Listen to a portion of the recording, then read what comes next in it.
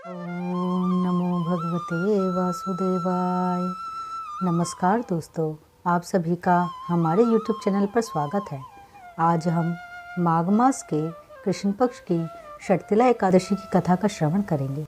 एक समय दालाभ्य ऋषि ने पुलत्स्य ऋषि से पूछा कि हे महाराज, पृथ्वीलोक में मनुष्य ब्रह्म हत्या आदि महान पाप करते हैं, पराये धन की चोरी तथा दूसरे की उन्नति देखकर ईर्ष्या करते हैं, साथ ही अनेक प्रकार के व्यसनों में फंसे रहते हैं, फिर भी उनको नरक प्राप्त नहीं होता। इसका क्या कारण है? वे न जाने कौन सा दान पुण्य करते हैं जिससे उनके पाप नष्ट हो जाते हैं। यह सब कृपा पूर्वक आप कहिए। पुलत्स्य मुनि कहने लगे कि हे महाभाग, आपने मुझसे अत्यंत गंभीर प्रश्न पूछा है। इससे संसार के जीवों का अत्यंत भला होगा। इस भेद को ब्रह्मा, विष्णु, रुद्र तथा इंद्र आदि भी नहीं जानते, परंतु मैं आपको यह गुप्त तत्व अवश्य बताऊंगा। उन्होंने कहा कि माघ मास लगते ही मनुष्य को स्नान आदि करके शुद्ध रहना चाहिए। इंद्रियों को वश में कर काम, क्रोध, लोभ, मोह, अहंकार, ईर्ष्या तथा द्वेष आदि का त्याग कर भगवान का स्मरण करना चाहिए। पुष्य नक्षत्र में गोबर, कपास, तिल मिलाकर उनके कंडे बनाना चाहिए। उन कंडों से 108 बार हवन करना चाहिए। उस दिन मूल नक्षत्र हो और एकादशी तिथि हो तो अच्छे पुण्य देने वाले नियमों को ग्रहण करें। स्नानादि नित्य क्रिया से निवृत्त होकर सब देवताओं के देवश्री भगवान का पूजन करें और एकादशी व्रत धारण करें। रात्रि को जागरण करना चाहिए। उसके दूसरे दिन धूप, दीप, नैवेद्य आदि से भगवान का पूजन करके खिचड़ी का भोग लगाएं। तत्पश्चात पेठा, नारियल, सीताफल या सुपारी का अर्घ्य देकर स्तुति करनी चाहिए। हे भगवान, आप दीनों को शरण देने वाले हैं, इस संसार सागर में फंसे हुओं का उद्धार करने वाले हैं। हे पुंडरीकाक्ष, हे विशुभावन, हे सुब्रह्मण्य, हे पूर्वज, हे जगतपते, आप लक्ष्मी जी सहित इस तुच्छ अर्घ्य को ग्रहण करें। इसके पश्चात जल से भरा कुंभ ब्राह्मण को दान करें तथा ब्राह्मण को श्यामा, गौ और तिल पात्र देना भी उत्तम है। तिल स्नान और भोजन दोनों ही श्रेष्ठ है। इस प्रकार जो मनुष्य जितने तिलों का दान करता है उतने ही 1000 वर्ष स्वर्ग में वास करता है।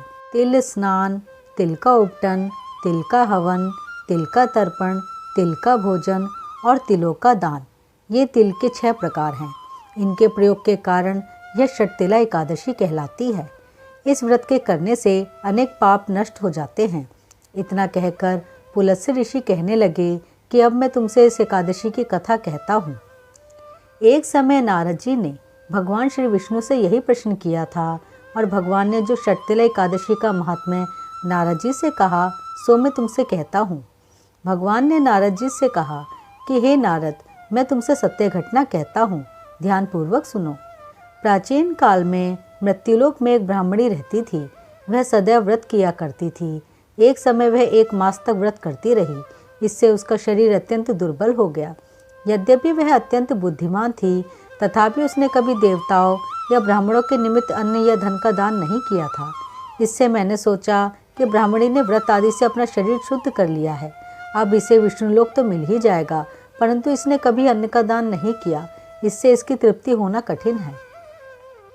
भगवान ने आगे कहा, ऐसा सोचकर मैं भिखारी के वेश में मृत्युलोक में इस ब्राह्मणी के पास गया और उससे भिक्षा मांगी।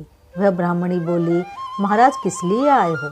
मैंने कहा, मुझे भिक्षा चाहिए। इस पर उसने एक मिट्टी का ढेला मेरे भिक्षा पात्र में डाल दिया। मैं उसे लेकर स्वर्ग में लौट आया। कुछ समय बाद ब्राह्मणी भी शरीर त्याग कर स्वर्ग में आ गई। उस ब्राह्मणी को मिट्टी का दान करने से स्वर्ग में सुंदर महल मिला, परंतु उसने अपने घर को अन्नादि सब सामग्रियों से शून्य पाया।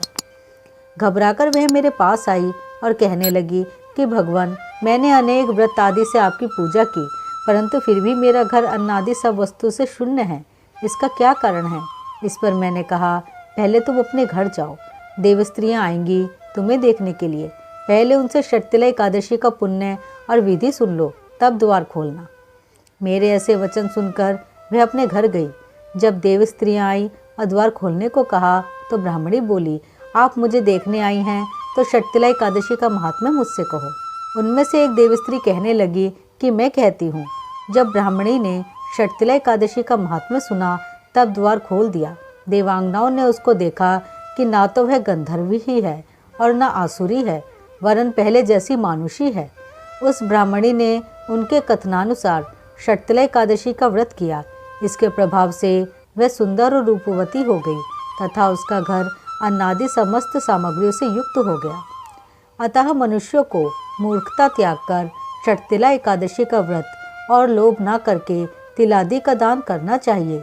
इससे दुर्भाग्य, दरिद्रता तथा अनेक प्रकार के कष्ट दूर होकर मोक्ष की प्राप्ति होती है। षटतिला एकादशी व्रत कथा यहीं समाप्त होती है।